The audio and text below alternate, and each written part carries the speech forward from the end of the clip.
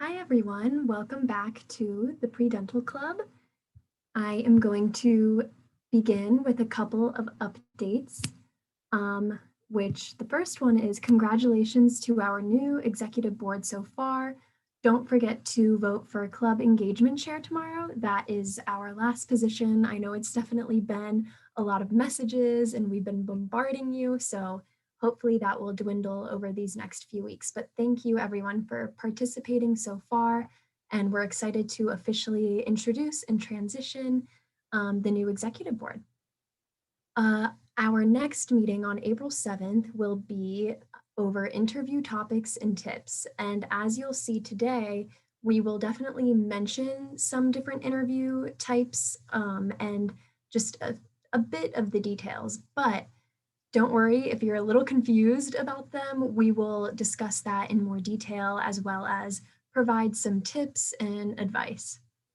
And then if you would like to be paired with a dental student to discuss your personal statement, feel free to fill out that Google form. Sasha, our club engagement chair, has been really on top of making sure that if you, at whatever point in your personal statement process you're at, you can hopefully seek some help from a dental student. And we are in the process of kind of figuring out those details and pairing you up. So yeah. All right, so today we will be discussing dental school comparisons. And the book that you can see on the right is one that I have discussed many, many times. I have mine right here, and it is free with an ASDA membership, and it basically contains everything that you need to know. It's just a comprehensive guidebook that basically explores all 52 or however many dental schools there are in the nation, giving you a very cohesive look at the average GPA, letters of rec, prereqs, some insight on the environment of each school, the demographic in terms of in versus out of state acceptance, clinical time, location, and tuition. So this definitely isn't necessary. You can certainly find all of that information by just doing your own research and giving it a Google search, but it certainly makes it a little less daunting to have all of this information in one place. And I am also going to give away my personal book from 2019. So if you send me a message on GroupMe, whoever does that first and wants the book, we can arrange a time for me to give it to you because I don't need this version anymore. All right, so before I begin and we begin talking about the dental school comparisons, I have put the QR code for the ADEA website that basically will provide updates on how COVID-19 has impacted this upcoming cycle. And as of right now, there aren't too many updates, but according to the website, they are going to be periodically adding some new information from each school as they hear back from them. So it's definitely, this whole presentation honestly should be taken with a grain of salt because we are both trying to integrate what a normal year would look like when it comes to different dental school breakdowns, as well as what COVID has kind of done to the trajectory of the application cycle. So moral of the story, as with everything, there is a little bit of uncertainty with the information we are relaying to you, but of course, we tried our best to kind of combine what we know to be a fact as well as kind of the unknown. So with that said, if there are no questions on what I have talked about so far, I will begin with OSU, which I believe is very relevant to almost everybody here. So we are just, each of the e-board members is going to be going through a pretty similar list to this, going through the different schools. So in terms of letters of recommendation, OSU is actually pretty relaxed in general. They require one science faculty letter and one other letter, which can be anything from a dentist to an advisor to a boss. But of course, depending on the other schools you apply to, you might inevitably have either 3 or maybe even 4 letters of rec. I forgot to mention the prereqs on the right side of the screen. You can see it is a screenshot directly from their website. What is unique about OSU is that for now, they don't require organic chemistry lab 2 or physics 2, which can certainly be seen as a positive if this is the only school you're applying to, or if you're pretty confident that this is the school you want to go to, then many people will save those 2 classes until spring of senior year, which at that point you will know where you've been accepted to, and then they will base their spring schedule on whether they were accepted into OSU or not. So hopefully that makes sense. That is a detail you can worry about more once you have officially applied, but definitely something to keep in the back of your mind as you start scheduling. So in terms of class size and profile, typically they accept about 120 per year. And on the next slide, I will show you a breakdown of that. The average overall GPA is 3.67, whereas the science GPA is a little lower, around 3.52. Of course, each year that fluctuates a little bit, typically on an upward trend, which is kind of unfortunate, but to be expected. The DAT average for both the academic average and the total science is right around a 20. The interview type is an MMI, which is a multiple mini interview, which again, like I said earlier, we will go into the details of, but from a basic standpoint, that is just when you have multiple interviews with multiple people. For example, you'll have one short interview with a dental student, and then your next interview will be with a faculty member, and then maybe another student. So the name kind of summarizes what it's about. And then the general consensus is that these MMIs are less intense than Michigan's. That, of course, is just word of mouth, but something to consider from students' perspectives. The tuition for in-state year 1 is around $38,000, and keep in mind that's only tuition, not including the total cost of attendance. Year 2, 3, and 4 is $48,000, and then if you're out of state, it is $81,000. But as you can see in bold underneath, out-of-state students might or can apply for residency after the first year if they qualify. And that is actually something that some schools will do. So basically, after you pay out-of-state tuition for a full year, if you go through the whole residency process and change your license and register to vote in whatever state that may be, that you might be eligible to receive in-state tuition. So if you're interested in applying to out-of-state schools, I would highly recommend researching whether or not they allow for you to adopt in-state residency. And then the QR codes on the right hand of the screen are just links to the Ohio State College of Dentistry website. The first one on the top is for prospective students about the application and admission information, and then the bottom one is about shadowing. When it comes to COVID updates with OSU, to be completely honest, they have not been the best at updating or keeping us in the loop. So as we go through this presentation today, I would kind of hold on to what holds true to the other schools. And typically, a lot of dental schools are in communication and will have a generally similar response to what they're accepting and what they're not accepting in terms of virtual shadowing and virtual interviewing. So if those are things you are really concerned about, as is the answer to almost everything, I would recommend to reach out directly to that school and people within that program. And so, like I said, this is kind of the demographic breakdown for OSU's 2024 class profile.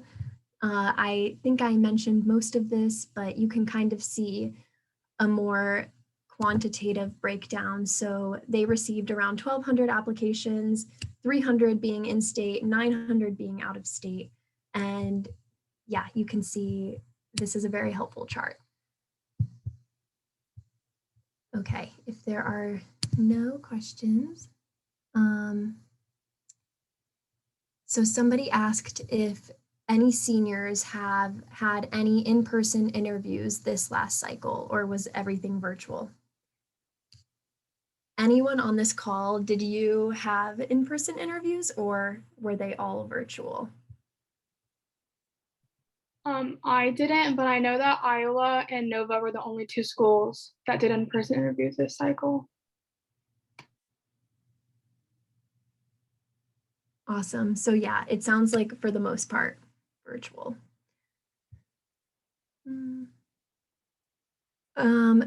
Does first generation refer to first generation for college or dental school? That's a great question. If, I am not sure what the answer to that is. Does anybody else know? If I had to speculate, I would say that it would be first generation for college.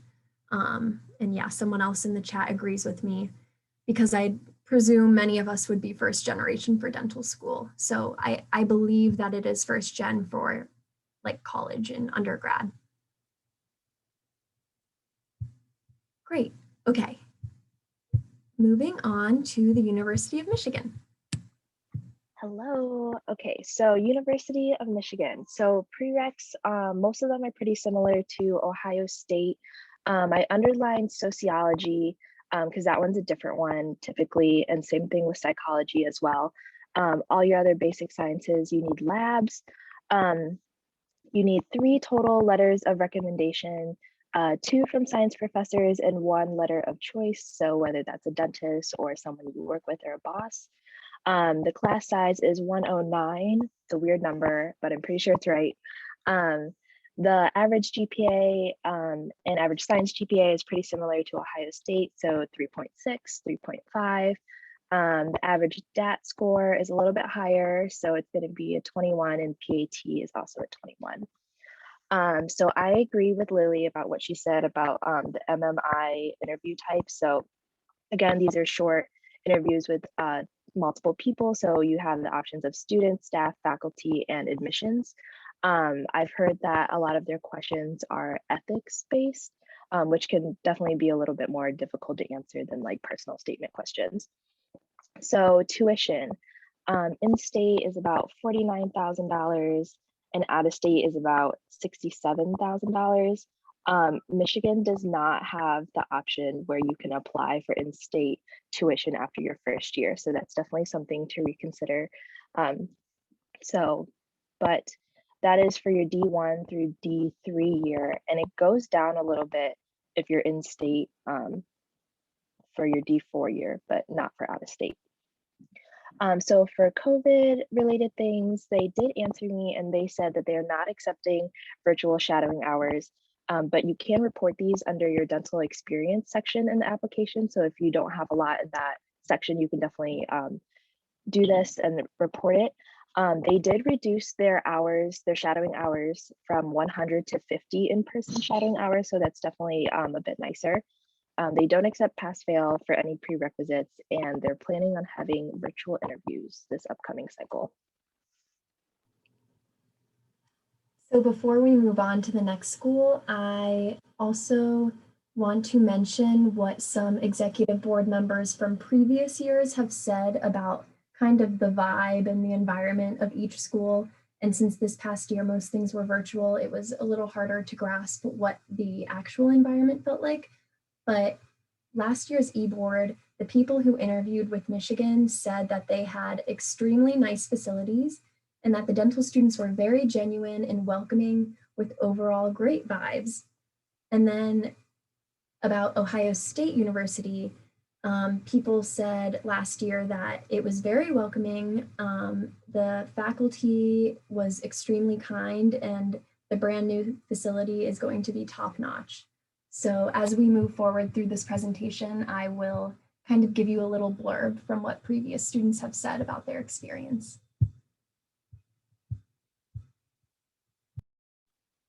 There's a question in the chat if working in a dental office would count as shadowing.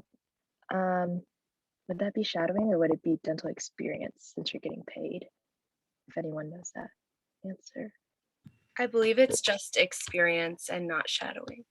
I actually think that overall, most schools have recently updated that rule to no longer be just experience, but also shadowing. It depends on the school. I know that Ohio State for sure has updated that rule and will accept paid dental experience as shadowing. And from what I was told, a lot of other schools are following suit.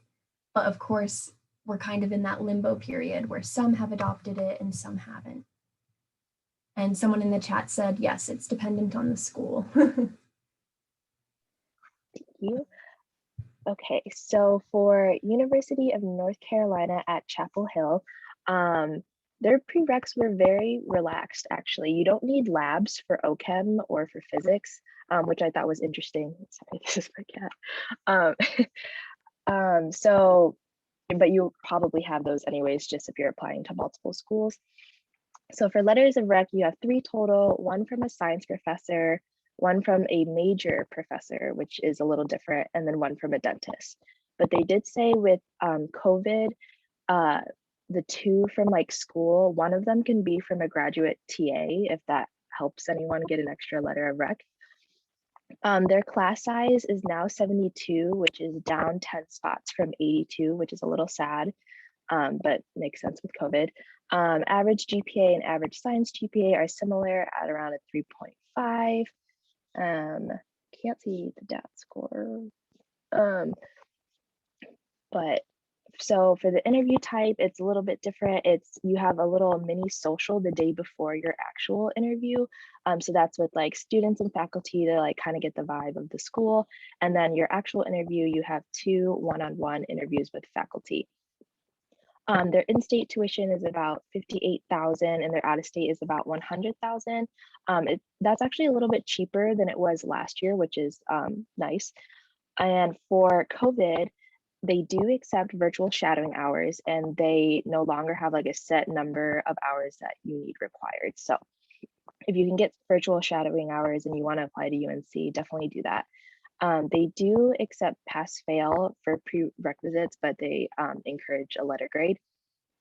And then they are still unsure what the format of the interview is going to be like for this upcoming cycle, but they'll keep updates on their website. And then for last cycle, they waived the DAT requirement. So now they're saying that the DAT is definitely required, which is probably the same among other schools.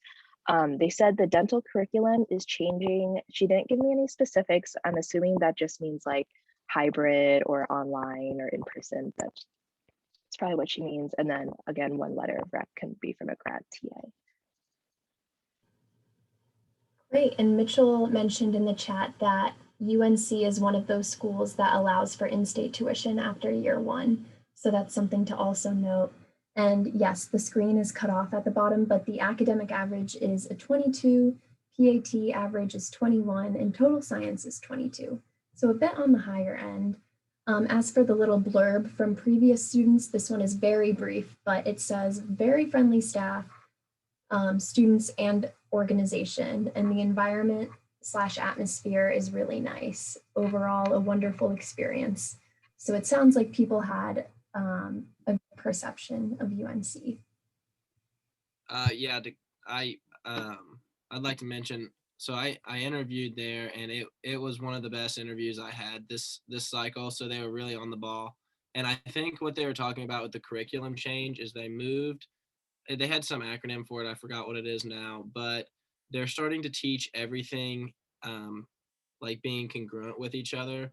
So for example, when you're like learning the anatomy of the lungs, you also learn the physiology and like the biology and biochemistry that's happening all at the same time. So they're like breaking it up more into sections, like you learn everything together instead of like one class at a time.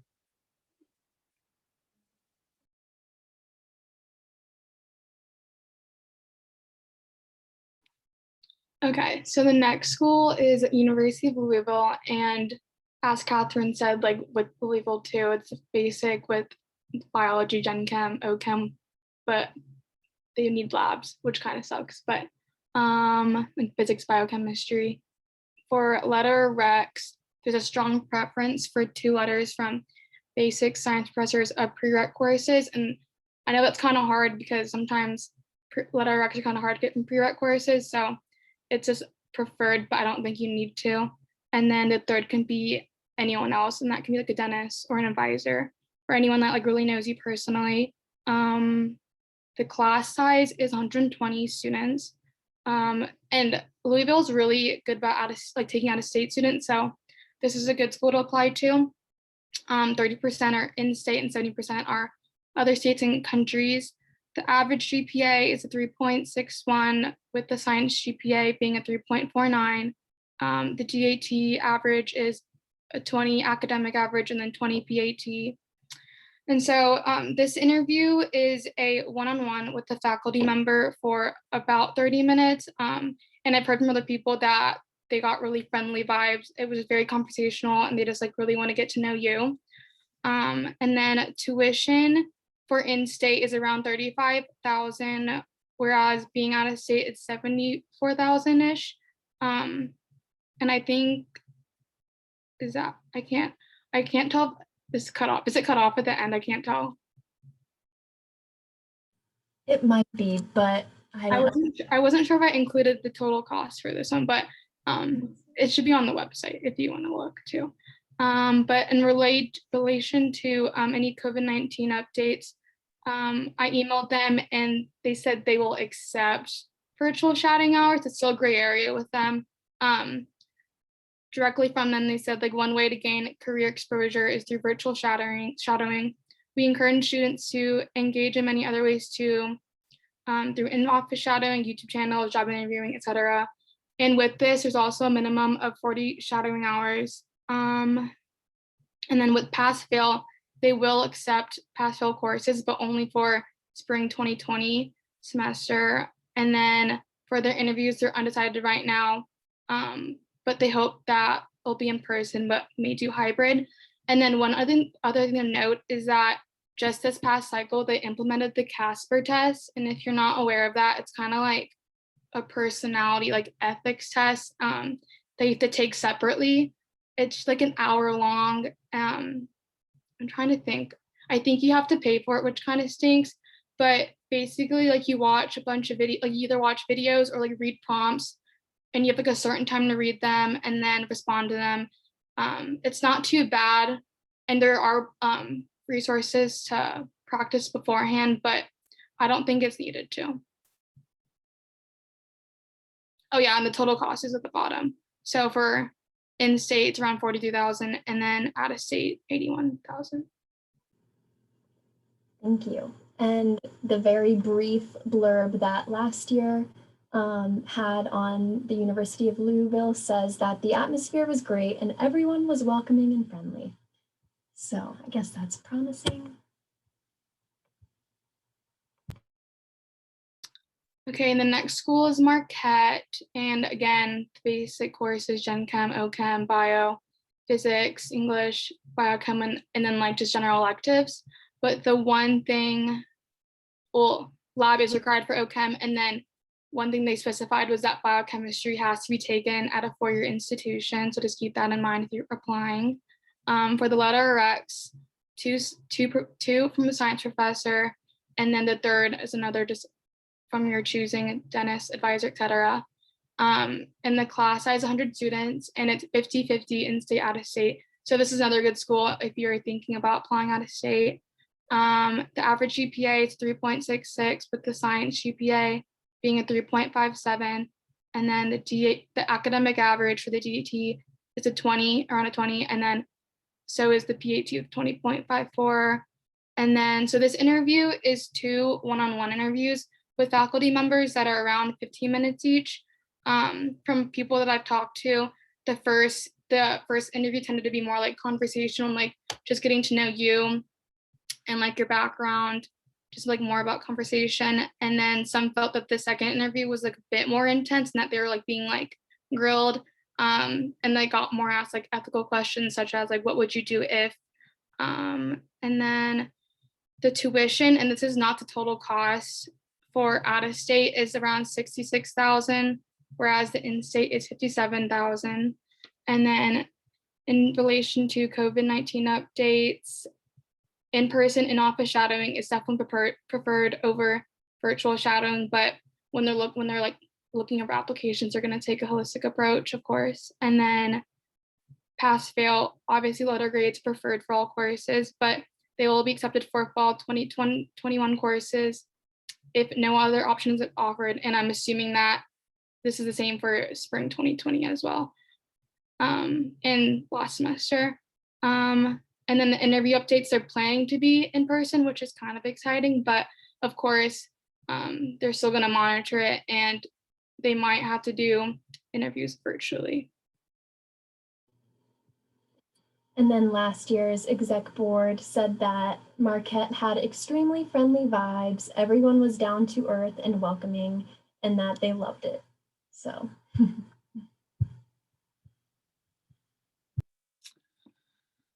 Yeah, so University of Pittsburgh, actually, I'd like to give a shout out to this school. We emailed a bunch of schools these questions, and this is the only school that came back to us and actually offered to meet with us. So I talked to the head of the admissions committee, and very down to earth guy, especially when it comes down to the COVID thing. So we'll start off here with the prereqs, which is pretty average amongst most dental schools, as you see with the labs for both physics and OChem.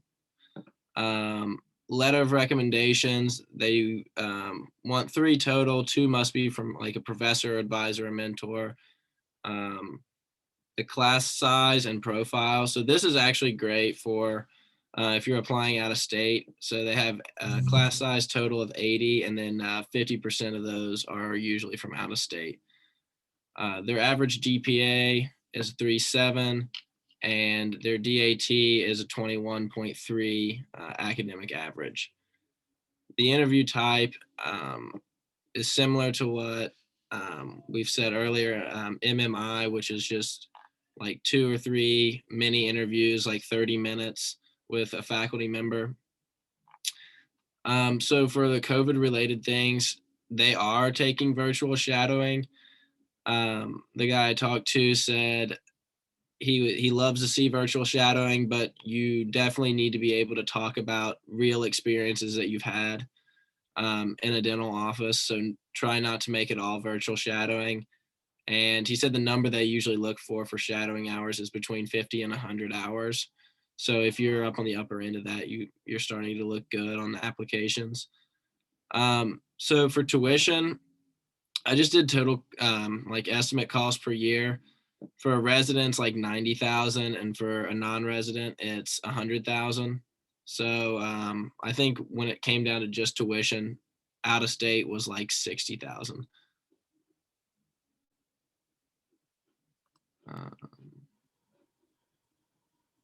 Great, thank you. And then the very short blurb that somebody said from last year was that they have a very friendly faculty, but the community didn't feel quite the same as Ohio State.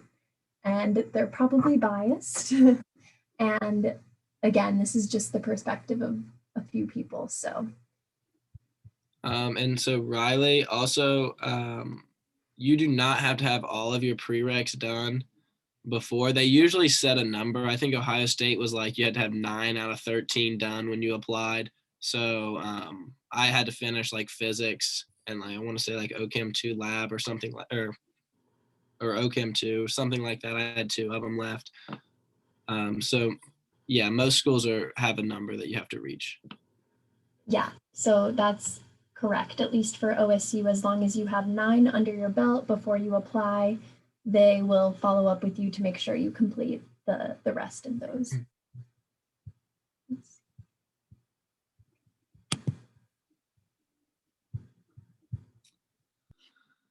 So University of Pennsylvania, we have, again, this pretty much the exact same prereqs as Pitt. They do have this math component that they prefer calculus, but any other college math will suffice.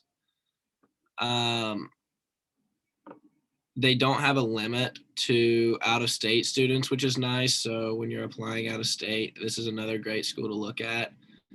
Their average GPA is 3.73. Science GPA is 3.66. Their DAT is a bit higher. It's a 22.2. And the interview type is there's one open file interview, which means they can look at your application and all of your like personal statement, things like that. And then one closed file interview which will be mostly just about yourself, is what I would assume. The tuition total for the first year, I guess this is total cost for the first year, would be $126,000. I've heard scholarship opportunities are like a potential here, from people I've talked to, but I'm not sure. So the virtual shadowing, they didn't have much on their website. They recommend looking into the profession online as much as possible so you can talk about it. But they didn't say like for a fact that it specifically counts on your application, which is kind of a roundabout way of going about it, but it is what it is. So they do accept pass fail for 2020 and 2021, including the prereqs, which is very nice. Most schools prefer you not to do that, but it still counts if you do.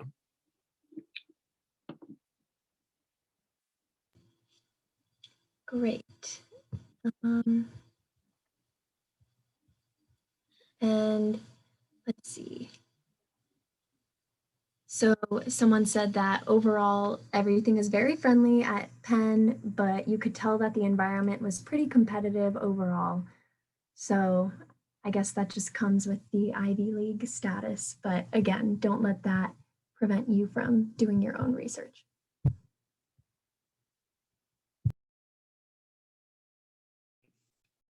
Okay, so for Case Western Reserve University, the prerequisites listed require labs, and they're pretty standard as well. For letters of recommendation, they require 1 pre-health committee or 2 science faculty. There are around 70 students enrolled. The average GPA is a 3.62, and then the average science GPA is a 3.55. And then the average DAT is a 20.1 academic average and a 20.5 PAT. And then the tuition estimate for the 2020-2021 academic school year is about $75,000. And then the interview is a one-on-one open file interview. And the invitations are issued on a rolling first completed, first considered process.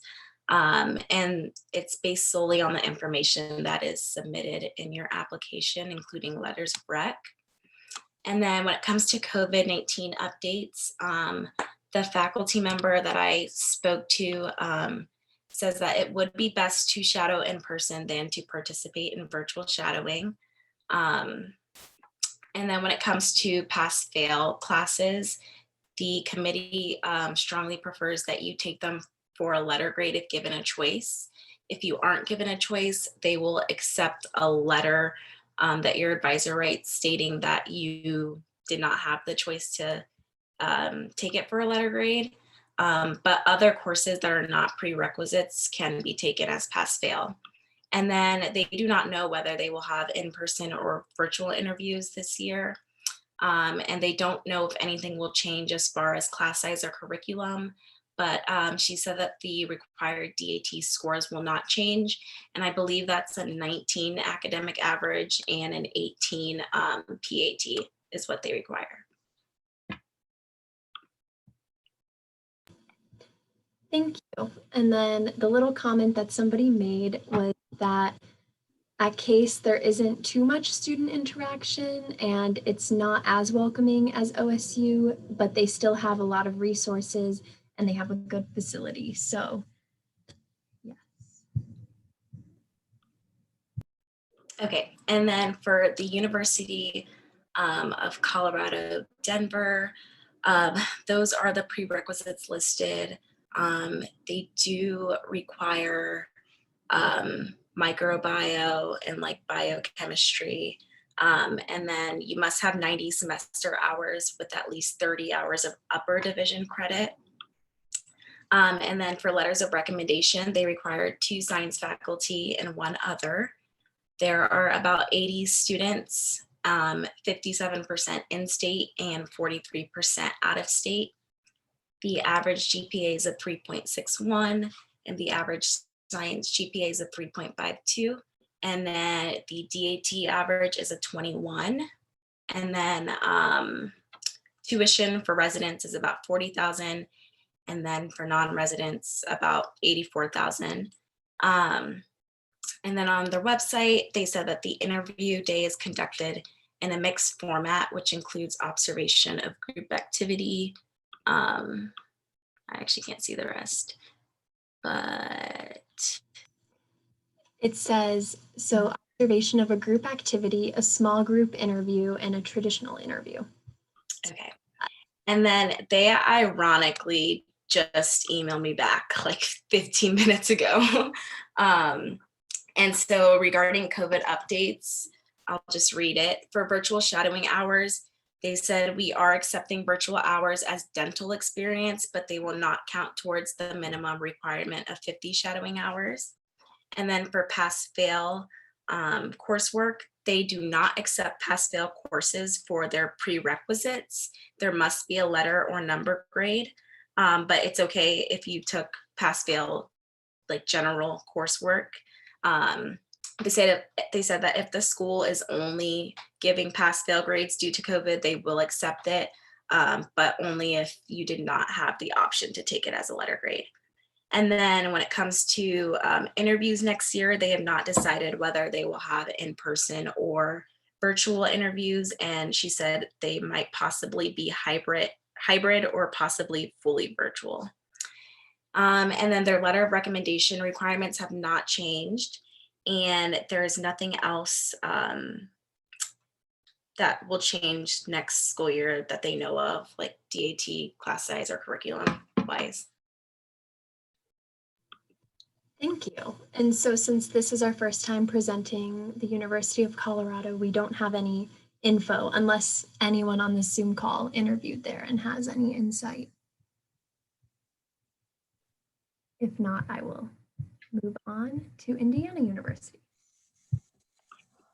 So IU, they have, the way they set up their prerequisites is kind of interesting. It's like 20 hours of the biological sciences, and then you just have to like, out of those classes, meet 20 hours.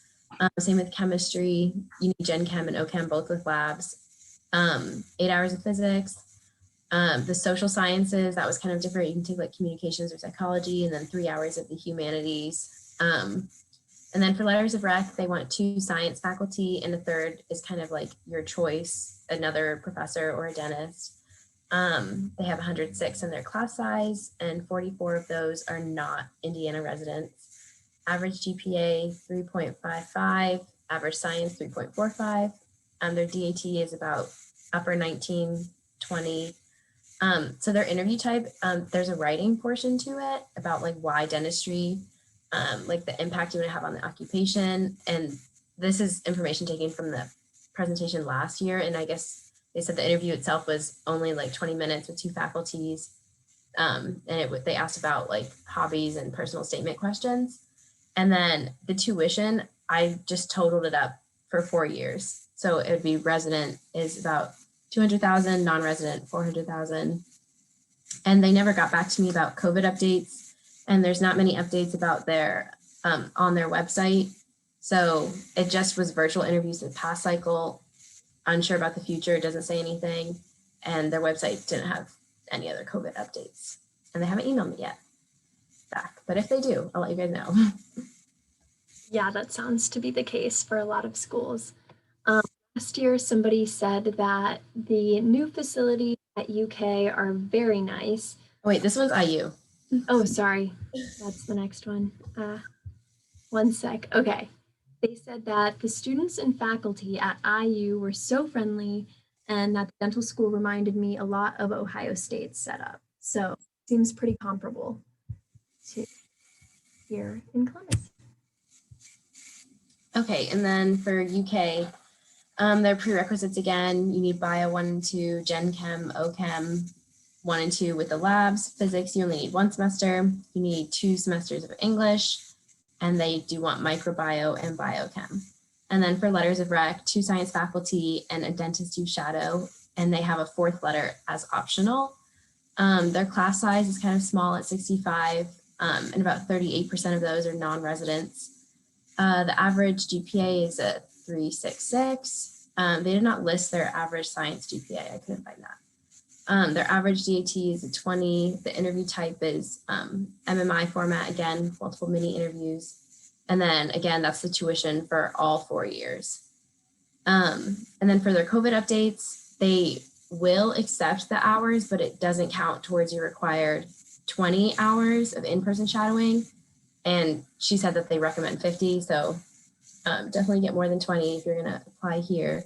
And then for pass fail, she said they will accept pass fail, but only if they were from spring 2020 or summer 2020.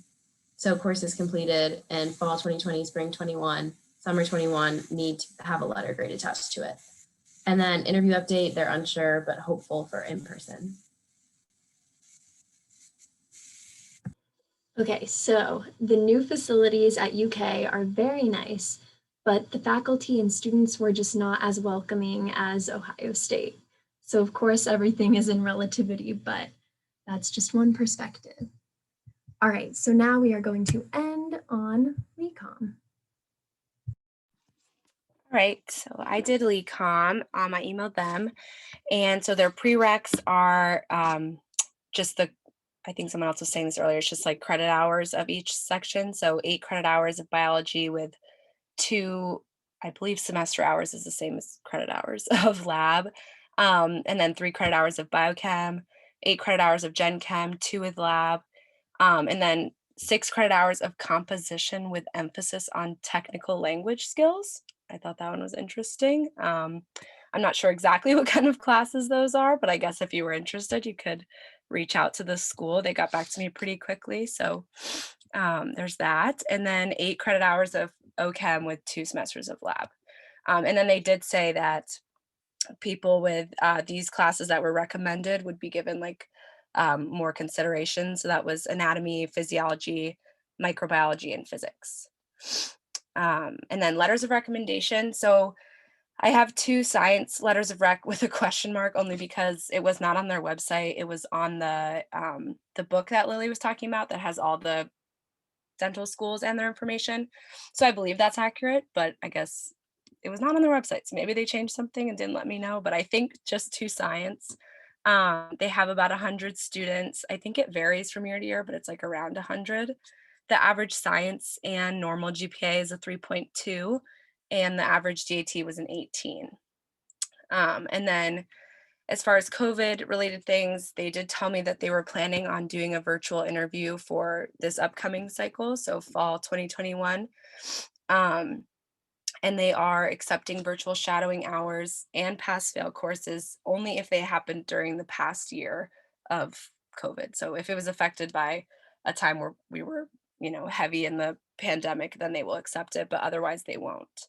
And then the tuition for the first 2 years is $55,130, and then for the last 2 years it goes up a little bit to $54,595. That's it. Great, thank you. And so a student last year wrote that the students at LECOM were very friendly, but not all of them seemed to love the school. So yes, okay, and that concludes the overwhelming amount of information that we have given you about these different dental schools.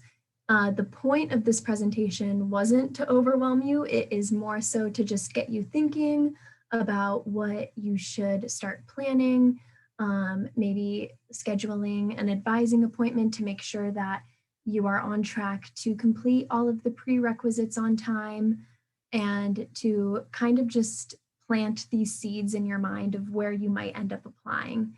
and maybe other people would give you different advice. But if you do feel like this was a lot of information and you still don't know where exactly you're applying, I can assure you that almost everyone on the e-board didn't know exactly where they were applying to until, you know, the summer of the application cycle. I'm sure there are some people who are confident, but what you could start doing is just choose one school that you are certain that you are going to apply to. For example, Ohio State, and start by making sure that you will hit every single requirement from them. And then you can begin adding to your list of schools. You can add Michigan and then realize, oh, I need to take a sociology class in order to apply. So slowly but surely, as you add more schools to your list, you can make sure that hopefully all of your bases are covered. And so if you have all of your bases covered for OSU, hopefully that means you have 90% covered for some other schools as well. So now we can open it up for any questions. You can either ask in the chat or you can turn on your audio. Somebody asked, do you all recommend sending in the application before you take the DAT? Because I won't know my score until July. Or does it not matter since they won't review your application until then anyway? So I can give you my answer to that, but does anyone else on the call have a pretty confident answer? Or is there anyone on this call who submitted their application before taking the DAT?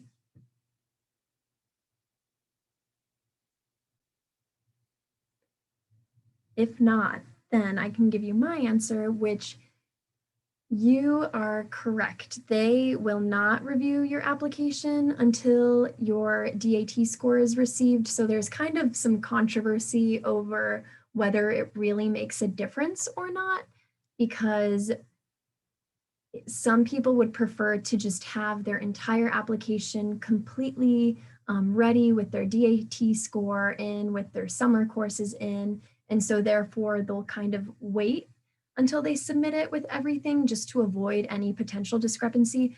However, there are plenty of people who do submit their application before getting their DAT results. I know I personally know some people on the executive board last year who did that.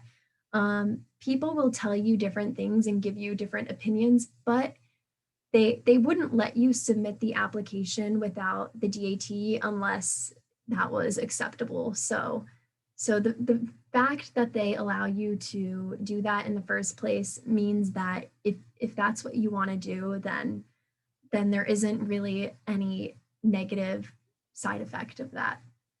If anyone else wants to chime in, either in the chat or out loud, feel free.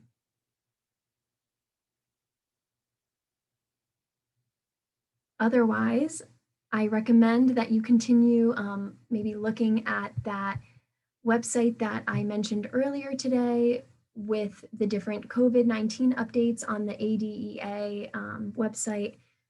It seems like there are a lot of changes, and as you could tell, just depending on the schools that emailed us back, it's slightly chaotic on their end too. So just continue trying your best to get your shadowing hours, whether that be virtual or in person, and feel free to reach out to us individually on the e-board if you need any advice or motivation.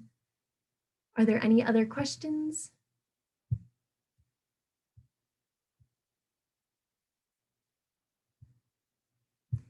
Do the other e-board members have any other comments or words of encouragement / advice?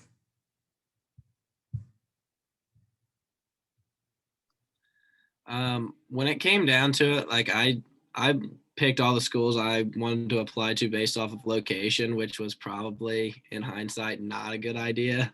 Like California may be like cool and all, but it's super expensive.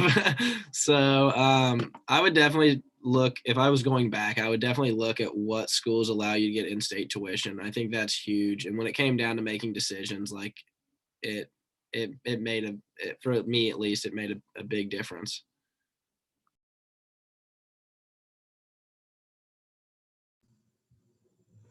Yeah, that's great advice. And then in the chat, Katie Borshov added her Instagram in there. If you want to check out that, you can find all of the 14 schools that offer in-state tuition after the first year. That is very helpful. Thank you, Katie. Otherwise, we can end the meeting here, and we will see everyone at the next meeting on interview tips and advice.